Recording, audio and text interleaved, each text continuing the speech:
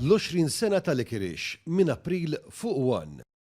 F'Ġinevra l-Iżvizzera tlaqqgħet il-148 Assemblea Ġenerali Tal-Unjoni Inter-Parlamentari b'Malta tkun rappreżentata mill-Ispeaker tal-Parlament Anġlu Farrugia u żewġ deputati miż-żewġ naħat tal-Kamra. It-tema tal-laqgħat kienet id-diplomazija parlamentari u t-tisħiħ tal-paċi.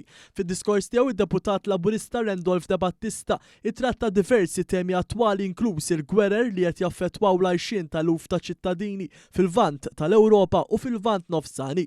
Id-Deputat u l-Kap eżekuttiv tal-Partit Laburista wasal messaġġ favur l-imħabba bejn u fih dan il-popli u l-protezzjoni tad-drittijiet umani. It's not gay people who should fight for gay rights. It's not Palestinians who should fight for freedom.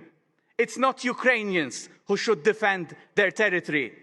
It's for all of us to defend what is right and condemn what is wrong. It's for all of us to defend human rights.